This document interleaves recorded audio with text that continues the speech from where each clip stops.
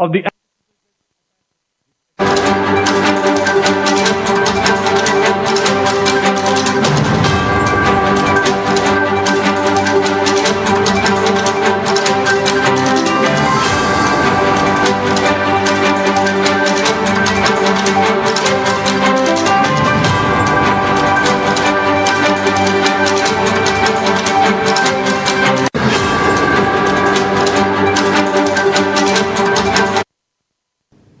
ఇలా మరో ప్రకటన చూస్తున్నాం. ఆపరేషన్ సింధు తర్వాత భారత్ పాక్ మధ్య ఉద్రిక్తతలు పెరిగాయి.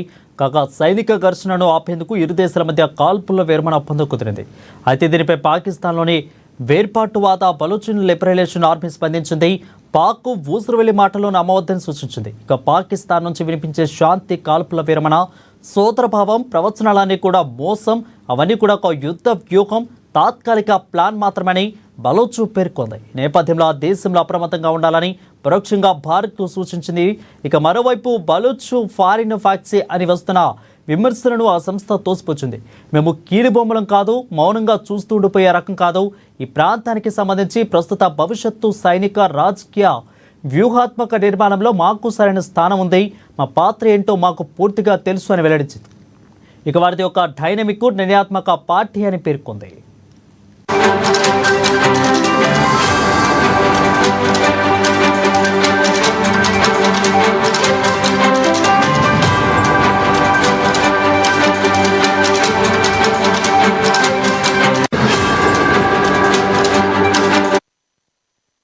मैं एक बात वाज़ेह करना चाहता हूँ, इंडिया इतनी जुरात करे, जो 93,000 बंदूकें पाकिस्तान से छीनी थी सरेंडर करते वक्त, वही बंदूक 10-10 गोलियों के साथ हमें दे दे, फिर हम देखें पाकिस्तान कैसे लड़ते। ना हमें एटम बम की जरूरत है, ना हमें मिसाइल की जरूरत है, आपकी सिर्फ वही दे दें। ये सारी अफवाहें, सारी प्रोपेगेंडा